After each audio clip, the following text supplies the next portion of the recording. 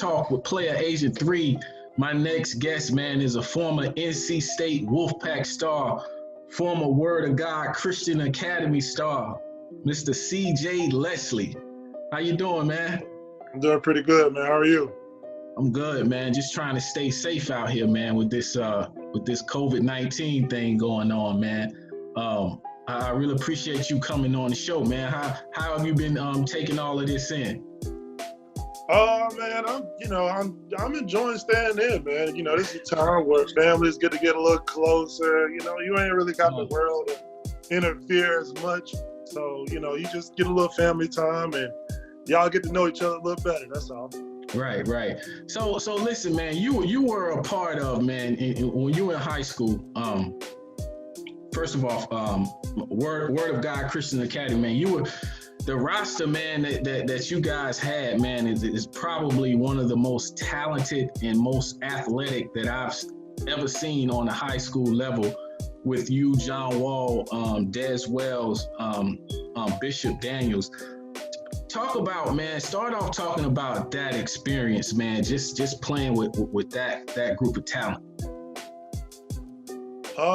Man, you know, when we look back at it, it's definitely different than, you know, when we were there. You know, at that time, you know, guys, we were moving a mile a minute, and, you know, we just didn't take the time to regulate that we are a group of guys that, you know, got tremendous talent. It's like a whole bunch of talent in one area. You know, it's not very common. You know, guys are just so focused to get into the next stage of their life and the next stage of their life. And at that time, you know, you don't really get a chance to reflect during the time. So looking back at it, man, it's definitely something that, you know, I talked to John about it, and I talked to a couple other guys about it. It's definitely something that we didn't realize how good we were. You know, we didn't realize the opportunity that we had, you know, put ourselves in just by all coming together and being a part of a program. Right. You know, I look back at that roster, man, and I think I came to a couple of games, man. How did you individually deal with the egos, man? Because it had to have been some egos on that team.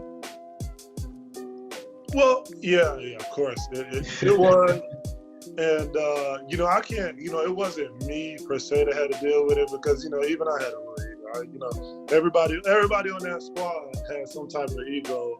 And, you know, that's what challenged players to be as great or either as worse as they can be. You know what I'm saying? So, you know, having that type of ego allow you know, if somebody push you, you know, you're not going to let nobody push you any kind of way. You're not going to get beat any type of way. You're not going to let, you know what I mean? So, I think that for the most part, we just had, you know, a coach that kind of understood that we were young, that we just needed, you know, that guys needed you kind of got to let them be how they are, you know, because egos come from, you know, backgrounds and all of that. And, you know, you can't tell, you know, it is no one way to get something done, you know. So it wasn't the prettiest thing, but, you know, it could have been worse. I think guys just end up, you know, clicking because we all kind of kept a nice little close knit to each other. You know, everybody, you know, we still hung out with each other outside of basketball, but everybody also had their own group. So, you know, if you wanted to get in touch with this person, you're going to have to go through this group, you know, where he going to be. And it wasn't like we, you know, kind of envy each other, or, you know what I'm saying? It was just a good group of guys that had a good coach to allow them to be who they were and still get stuff done, you know? Now going back, but even before the Word of God days, man, you actually started off at Holly Springs High School. Talk about coming from Holly Springs High School to Word of God Christian Academy. Why did you make that move? Well, man, Holly Springs is like a small town at this point. Now it's growing. It's huge, and it's growing at about a minute, actually. But, you know, I came from a small town. It was predominantly white. You know, not a whole lot of people had the talent that I had, or people of my color were doing anything that was, you know, worth talking about, you know, getting in trouble, a bunch of other stuff. And, you know, it's through the blessings of God that, you know, my parents just somehow kept me in it, and I grown to like this game, and then I kept chasing it. I kept like, okay, I'm the best in my town. Now I need, I'm the best in the conference. Now I'm the best in the, the county. Now I'm the best in the state. So I just kept, wanting to be better and better. And so I think it was just a challenge who, kind of put me up there. It was just like, okay, they said the best guys was in Raleigh, so I needed to go to Raleigh. You know what I mean? So it was just one of those things where I kept chasing it and kept wanting to play and kept wanting to go, compete. And so I ended up, at the end of the day, I just ended up, wait, I'm at this school. I was, at that point, I was dealing with a little, I'm probably the tallest person, and then I'm black at that, and, a lot of people. So it was a little bit of racism, so that was one of the things that unspoken was one of the reasons.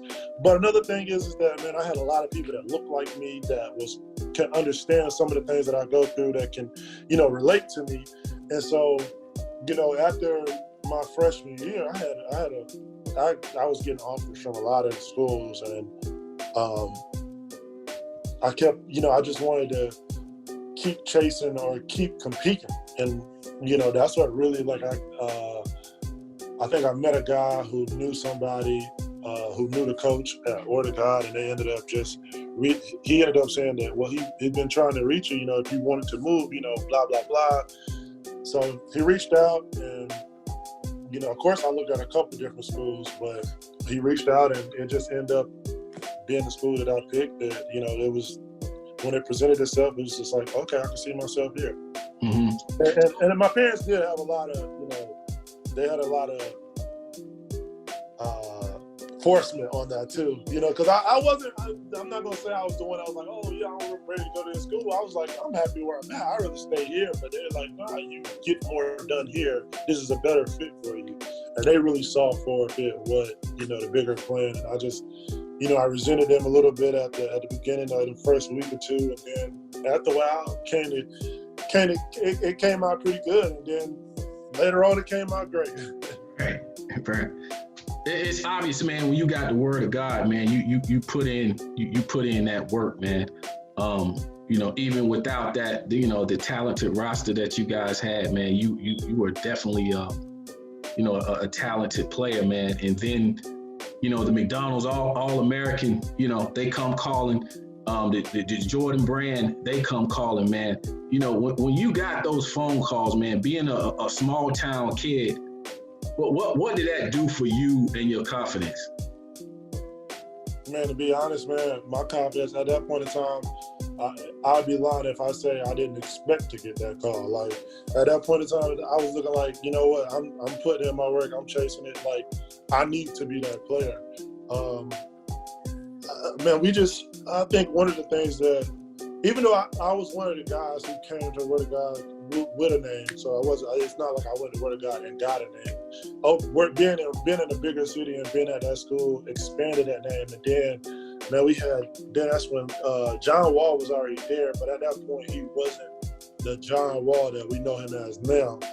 But man, when he took off, it was just like, man, I did like the way that he competes, he's a competitive. So, man, going every day, two guys who want to win, that ain't gonna take no for an answer, or ain't gonna just take a loss and be happy with it. We made each other better. And then, man, he was just one of those kids that he was like a little energizer bunny.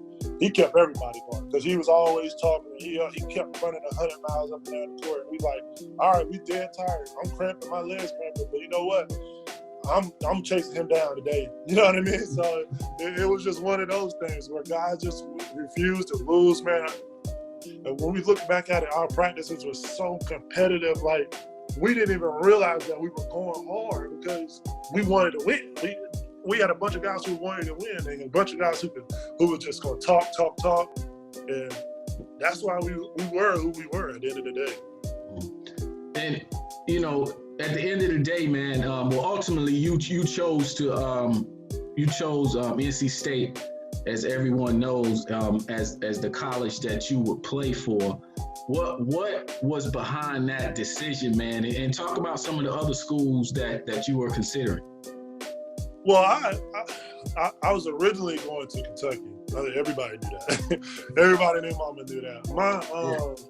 My grandpa ended up having a stroke around about that, a little bit before I was making my decision. I can't think. If I want to think it's my junior year, senior year somewhere. I'm not really sure. And me being who I am, I'm a mama's boy, so Mom wouldn't have been able to come visit like that. She wouldn't be able to come and stay because at that point in time she was so worried about, I got to keep up with him, and I just didn't want to put, I didn't want to put that stress on her too. And she loved NC State. She loved it. And in my household, they knew where I was. But when that happened, I kind of made a sacrifice. Well, it wasn't a sacrifice, but I made a decision to stick with my folks, and that's what, because I was originally committed to NC State in the 9th grade. I don't know if anybody, I gave a verbal commitment and I decommitted because I was like, you know what, this ain't the school I want to go to because I don't want to stop getting attention right now. Here it is, I'm in the 9th grade. I got John and really it was John and one other guy, but John had the coaches coming every day to the school. I mean, it was like a new coach. And I'm sitting here well able of a caliber player to have that same thing. So I was just like, man, you know what? I'm out. I'm out. I want that attention. I want the coaches to come watch me play. So I ended up decommitting. Man, I got what I wanted because man, that next week I couldn't say I had a coach every day at the school. They were coming to the house. Man, it was sometimes where I was just so tired and didn't even want to go to the house. I remember a couple coaches just went to the house and I wasn't even there.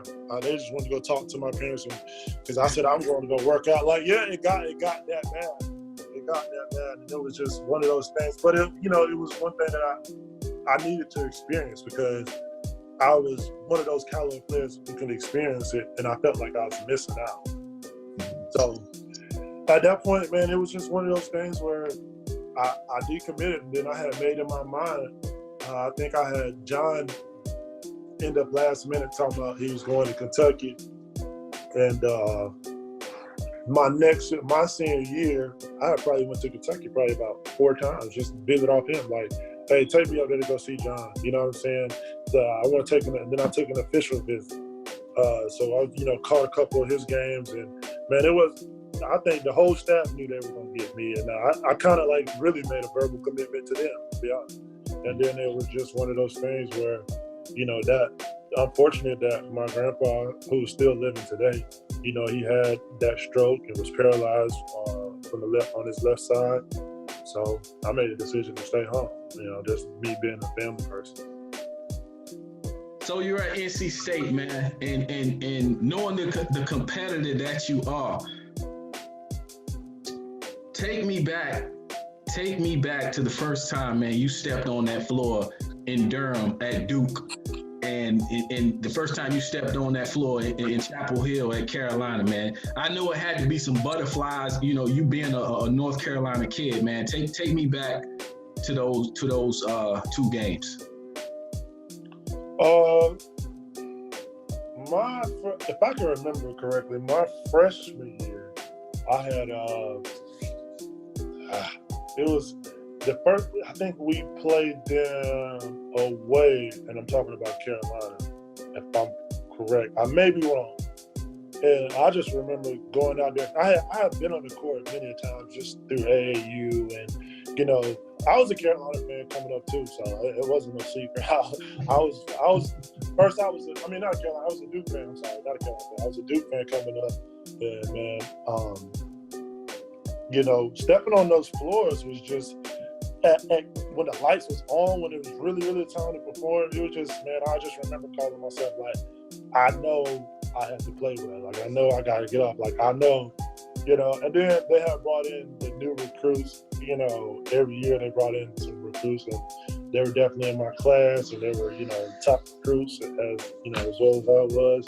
So it was just, I don't even know if like I just remember like I stayed in the locker room to the very last minute just so I can like, you know what I'm saying, when I go out, just strictly focus on the game. I don't even really want to take the time to be out there just chilling and shooting around. No, I'm going to layup, I'm sweating, I'm going back into the locker room, coming out ready to play.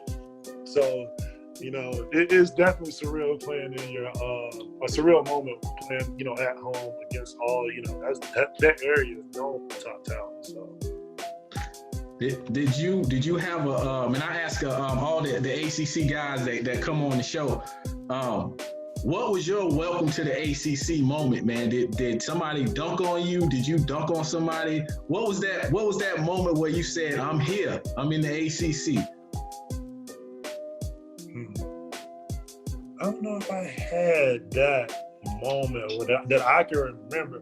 Now I'm sure I got some welcome to the ACC. I'm sure. I just don't know. I don't think I can remember. I know. See, we were so used to kind of going at it because we had that pro-am. And, guys was at the pro-am going in and then going at it as well. So, then all the same guys is in the same circle. So, we pretty much know each other's game or how we gonna play, prior to the game, even though it's our first year and even like, playing at that type of competing at that level. But I don't know if I had this gonna be a big league or me even getting off it. I can't even remember the first time like I really got off. Saying like, I'm killing. So your career at NC State, man, you had a nice career, man. All ACC freshman team, man. You led the team in points one season, rebounds. I think you guys made a Sweet 16 appearance. At what point did you have that I could play in the NBA? That mindset, when did that start to creep in? Or as soon as you stepped foot on campus as a freshman, that was always your mindset? That was always my mindset. Wouldn't have changed it. Couldn't have told me different. But I will admit that my freshman year was, oh man, it was like getting adjusted to that. And it just took me so long because it was just, we had practice at like 5 in the morning. Getting adjusted to study hall, like it was super hard getting adjusted my freshman year. I was all over the place, kind of like, trying to get arranged with, class times and study halls, and it was just that college lifestyle. Even though I had went to summer school, we took summer school classes. It was nothing. I don't think it was nothing as far as getting me adjusted to the actual schooling. Like, it was just so much. It was, man, we had 2 hours every day that was mandatory. You only get 1 day off a week.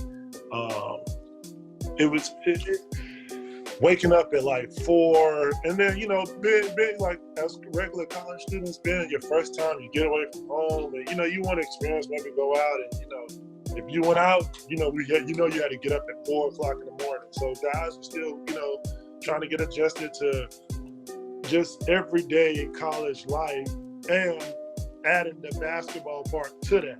Because it's no longer about, you got the strength and conditioning. It ain't about going to work out on your legs, work out on your arm, and then you go to the gym and get your shot right. No, it's about, track. You got to put dieting and make sure you drink shakes, and guys losing weight and guys being overweight. So it's just make that adjustment. My freshman year was a hard transition as far as me. But my sophomore year, we had a new coach and we also had new plans. I was a little bit more prepared for it. So I feel like, for the college scene, going back that next year was good. But, then you get adjusted to college to make another transition to the pros. And it's just like, that's a different thing too. So the pros, you want to last longer. So you know what I mean? So you're taking the time to get adjusted to get unadjusted, to get adjusted to something else. And it's just like, that's just a stop. So 2-part question, man. You decide to enter your name in the NBA draft after your junior season. 2013, you went undrafted. Number one, why did you make that decision to leave early? And number two, when you didn't get drafted, did you have a chip on your shoulder that you was going to show these people what they missed out on? Why did I decide to leave early? In my opinion, and as I've heard over time, I should have left even early. Due to that draft, it was just, I want to say it was one of those things where, I never felt like I couldn't play in the league. Opportunity is just about opportunity, timing, and that's where I leave it at for that. But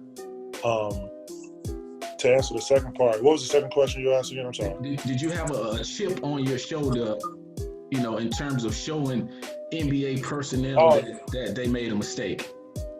Yeah, and I think everybody knew. Like, even when I talked to the teams, everybody knew that I should have been drafted. I mean, I was under the impression I was going the first round. It was just so up in the air, and because of that, the teams fell off because they didn't know why I didn't go before, why they even had a chance to even get me, who were later on in the draft. And that's kind of like what was floating around for me. Like, I didn't know what was wrong with him. I thought he would be gone before we had him.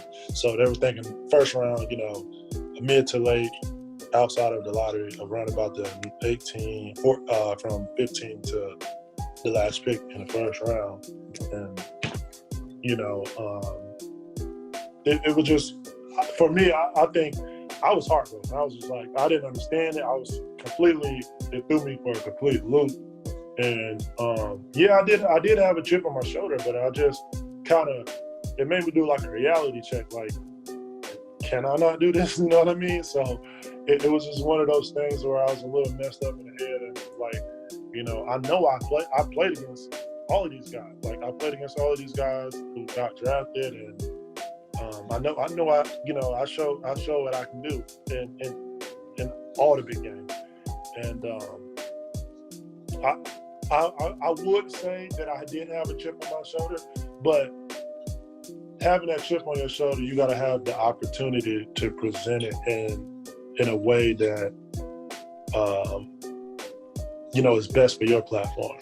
Is what I'll say. And it was just, getting to New York, we went through a big, when I first got there, everything was good. They were very satisfied with me and all of that. Then they went through a big change before the season even started by firing the GM. They fired the GM just one day in practice out the blue. And then, a lot of staff changes came in, and then after that, it was just like, the opportunity kind of like, you can see it. It's like new staff, they already got who they want to be. And so it kind of hurt me in a way. And for the people that don't know, you signed a deal, a free agent deal with the New York Knicks. I did. I signed during the draft. Actually, they called me during the draft. There was a couple teams that called me, guaranteed deal. The two I was really considering was Houston and New York. Those were the two that I was really considering. Obviously, I went to New York. On one side, I agreed to that during the second round. Through they just reached out and called, and was like, hey, we got this offer for you. And actually, Houston actually offered me even more, but I still went to New York.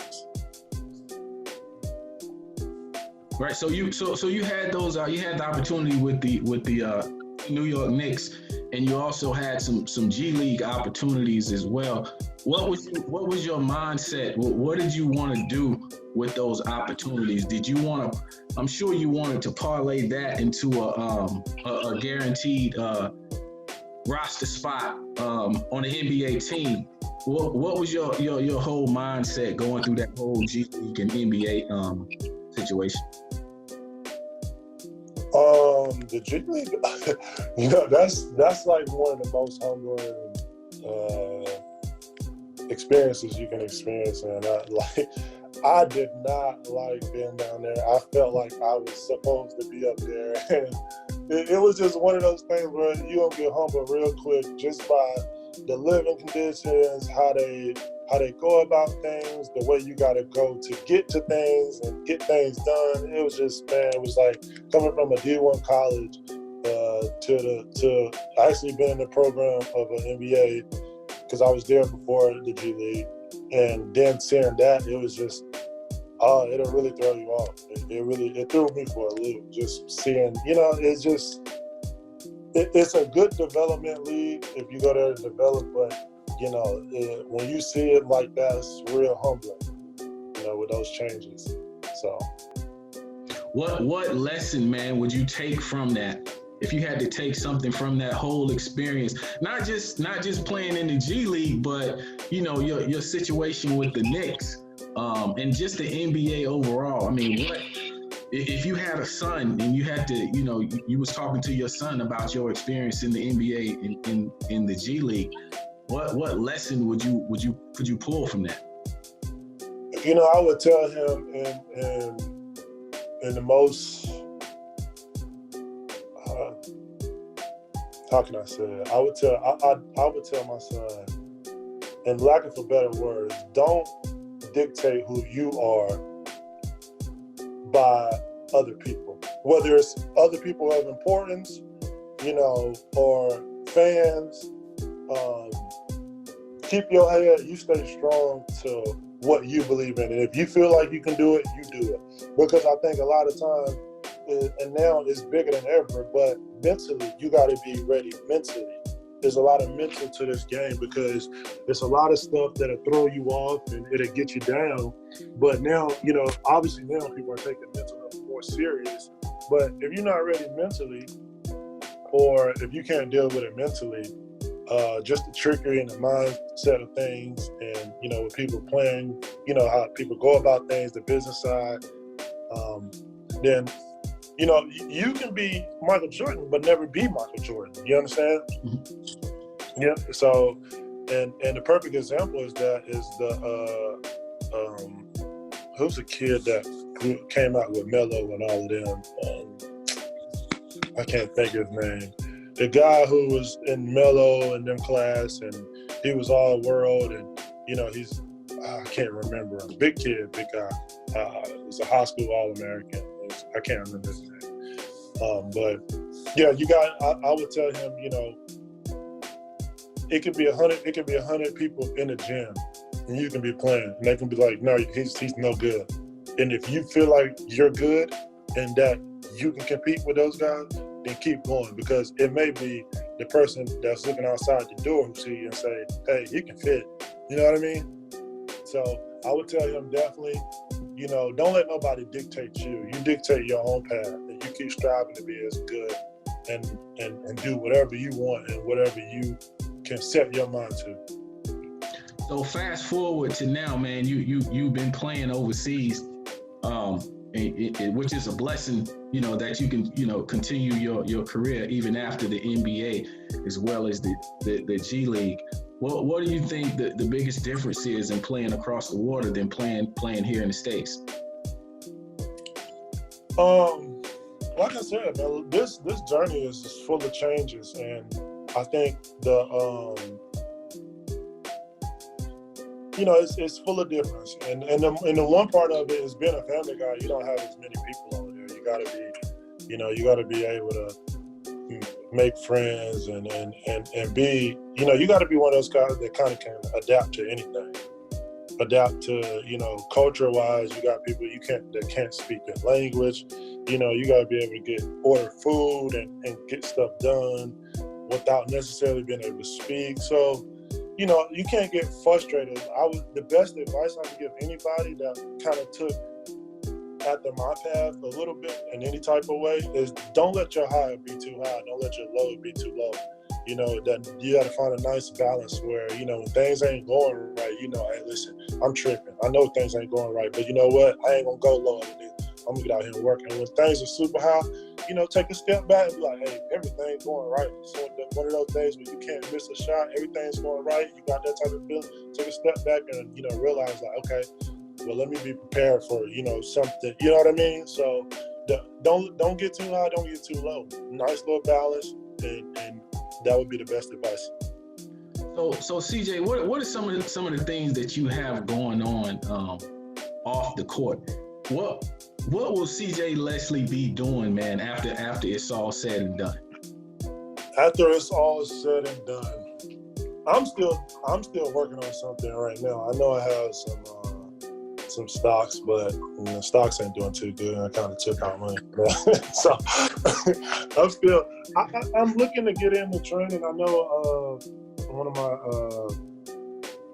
cousins, he's a trainer and he's doing good, and you know, we already kind of partnered up a little bit on merging on trying to get kids right, and you know, and mentally, he's, you know, they have Bible class, and they're, you know, getting guys into those who are religious are trying to have a spiritual path. They're trying to get guys, you know, in the church and be young Black adults.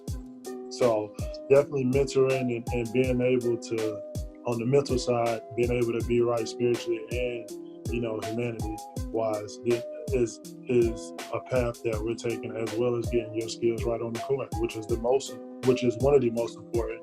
But, you know, we're gonna do on and off the court stuff. All right, just a couple more things, CJ.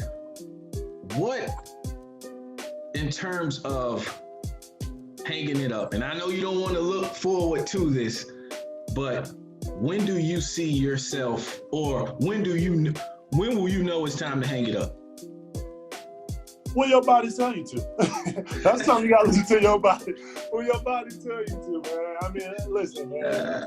If I put a number, you know, everybody's suffering bumps and bruises, but if I put a number, then, you know, you might not have a Vince Carter who can go that many years in the league, or a Jerry Stackhouse who can put 18 years, or a Joe Johnson who can put 18 years in the league, still playing outside of basketball in the Big Three, and he's even in the TBT. So you got those guys who put 20 plus years, who are 40 years old. You know, like, you know, most people try to hang it. I mean, well, I don't know. I'm not going to speak for most, but, you know, if you put, I say you can put a number on 30, 34, 35, 36 years old with basketball, you know. But those guys have excelled. So, yeah, as long as you're taking care of yourself and, you know, listen to your body. You don't have to hang it up until you're ready, until your body tells you to. You know what I mean? All right, CJ, man. On a more serious note, man, what were your thoughts on the George Floyd incident? Man, oh man, I'm not really the politic guy, but you know, I hate to see, you know, brothers go out that way, and all this chaos and everything. You know, I won't say if, you know, this protesting is right or is it wrong, and I'm talking about as far as like everything that come along with the protest, everything that has happened with protesting. I won't speak on whether it's right or wrong, but what I will say is time for a change. All people should be treated as equal. You know, if you mess up, you should get, you know, you got to deal with the consequences, no matter if you meant to do it or didn't do it, which I'm not saying he didn't mean to do this. I'm not speaking on that, but I'm just saying in general, you know, you got to pay your dues, man. It's just like, you know, when your mom tell you don't touch the stove, you touch it anyway. You know, you got to take. Okay, well, you got burnt. Now you got to deal with it. You know, those type of lessons that in life that we don't want to keep repeating ourselves and keep touching that hot stove after you know it's hot and you can get burned. So we just got to change. It has to be a change. It's us as Black folks, brown folks, you know, a lot of people are fed up and I said that us as black folks and brown folks, but on the other side, you got people who are not black and brown, who are fed up as well, who are on front line with us as well. So when you see that, you know there's something wrong, because it's not just one race, it's everybody of one race, which is the human race. So everybody's out there. Everybody's out there doing what they got to do. Not speaking on what's right or wrong. Like I said, I won't speak on what, but they out there and they calling for a change. So therefore, you know, you got that many people around the world, all 50, and I even heard that overseas was protesting. You know, people outside of our country are protesting about what's happening in our country. And when you see that, it should, you know, hit a switch for you and say, you know what, it's not right, especially if you haven't gotten it. Because I know some people, I've grown up with white folks who don't see it, but that's because they don't have to deal with it. And it's hard not to see it. But when you're sheltered in a way, then it's possible not to see it. You know what I'm saying? Mm-hmm. But right now, it's time for a change. It's time for a change, and it will behoove our country to get better as far as keeping everybody equal, keeping everybody together, listening to all the voices that need to be heard, and making this change where everybody can be included, because that's the best way. Now, CJ, I gotta ask you this last question, man, before you get out of here, man. You being a former Division I basketball player, ACC basketball player, man, what do you think about some of these athletes that play in the McDonald's All American game, that play in the Jordan Brand Classic, the top 50, the top 100, or what have you? What do you think about these guys going to HBCUs? I heard that. I did hear that. I haven't really put a lot of thought into that yet. And I'll do anything to help my brothers and sisters in a way. What I would say is that if we're gonna do it, let's do it right. Let's not try to sidestep. Let's make sure that everybody is taken care of as far as interests. Let's make sure we, go about things the right way. Let's make sure that, we are looking to get those guys in better places and continue their career, and not looking to better ourselves and better ourselves in a way that can hinder those folks. I still don't know how I feel about it. Not against it, though. Not against it. Not against it. Not against. If we can get it done and it can be done right, it'll be interesting. I don't know how I feel about it yet, like I said. Okay. That's good stuff, man. Hey, I appreciate you coming on the show, man. This was, I'm honored to have you on the show, being a lifelong NC State Wolfpack fan. Oh, thank you for having me, brother. Yes, sir. Listen, man, I wish you nothing but the best, man. Success. I hope you can play for another 20 years professional basketball. Just, keep your body right, keep your mind right, and everything will work out, man. Again, thank you. Thank you for coming on Sports Talk with Player Agent 3. Everybody, Mr. CJ Leslie.